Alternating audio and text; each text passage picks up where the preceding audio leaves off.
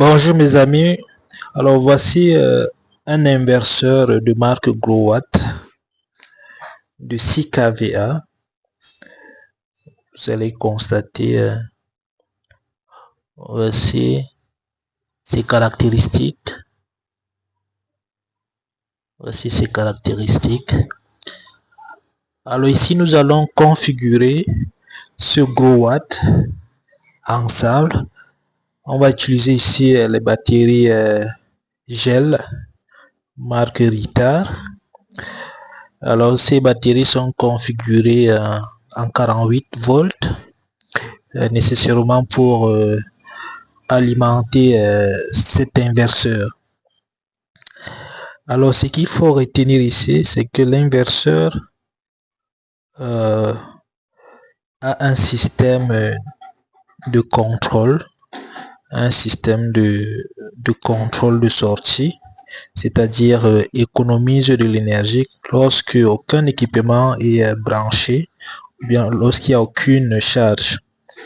Alors lorsqu'il n'y a aucune charge, le système suspend automatiquement l'onduleur pour qu'il ne consomme pas de l'énergie à vide, et du coup on parle ici de l'économie de l'énergie. Alors c'est déjà câblé, il suffit tout simplement de raccorder les batteries gel comme vous le constatez.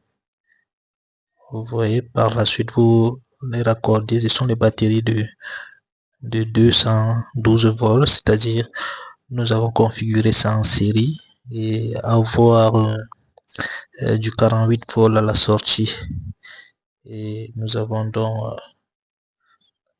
connecté à l'entrée de l'inverseur. Alors ici on va procéder au test de fonctionnement. Alors voici son écran de configuration manuel, et voici où on doit lancer. Alors ici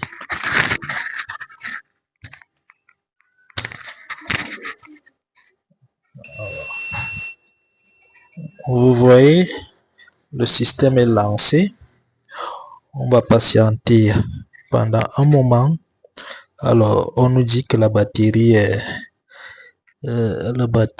alors une fonction solution utility solaire utility. Donc après le solaire c'est Enio au Cameroun. Alors là le système a basculé à l'inverseur, mais l'inverseur ne fonctionne pas car il n'y a aucun dispositif connecté à la sortie. Comme vous le constatez, la sortie est à vide, et du coup le système a coupé.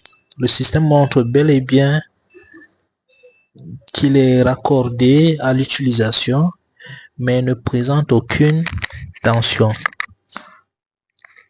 puisqu'il n'y a aucune charge là.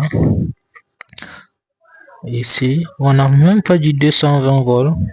Nous sommes en train d'économiser l'énergie puisqu'il n'y a aucune charge en sortie. Une fois connecté à une charge, le système va reconnaître automatiquement après quelques secondes qu'il y a une charge connectée, et du coup il va raccorder donc l'inverseur, c'est-à-dire le convertisseur DC-AC qui est à l'intérieur de ce système. Il va lui dire que il y a un équipement qui est en sortie, veuillez l'alimenter.